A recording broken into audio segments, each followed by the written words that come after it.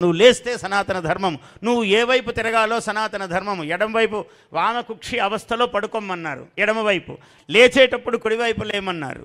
ఇదంతా సనాతన ధర్మమే. లేస్తూగానే అమ్మా అన్నారు, సముద్ర వసనేదేవి పర్వత స్తనమండలే విష్ణుపత్ని నమస్తుభ్యం పాదస్పర్శం క్షమస్వమే అన్నాడు. విష్ణుపత్ని భూదేవి, అమ్మా నన్ను క్షమించు, నీ మీద కాళ్ళు పెడుతున్నాను అన్నాడు. చాప మీద నుంచి లేచిన పడక వాడు మంచం మీద నుంచి దిగినా కుడికాలు పెట్టి దిగమన్నాడు.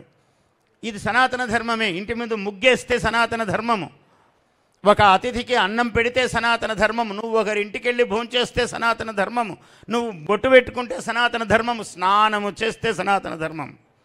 3 వేళల స్నానం అన్నాడు, కనీసం 2 వేళల చూస్తున్నాం చాలామంది. ఇప్పుడు అసలు స్నానానికి అంత వైభవం అండి? 70 కోట్ల మంది జనం వస్తారండి స్నానం అని అంటే, అది ఈ భారతదేశం. 70 కోట్ల మంది వచ్చారు. ఏమిటంటే స్నానము.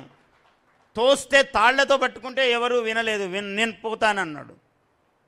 ఎవరో కొంతమంది అల్పప్రజ్ఞావంతులు తప్ప స్నానమును విమర్శించిన వాళ్ళు, స్నానము గంగే చ యమునే కృష్ణే గోదావరి సరస్వతి నర్మదే సింధు కావేరియౌ జలేస్మిన్ సన్నిధిం కురు. బక్కటి నీళ్లతో స్నానం చేసినా ఈ శ్లోకం చెప్పుకొని చేస్తాం.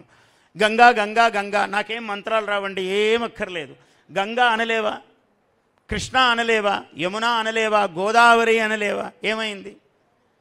గోదావరి గోదావరి గోదావరి వేసుకుని గోదావరి నీ సంకల్ప మాత్రం చేత అక్కడికి వస్తుంది.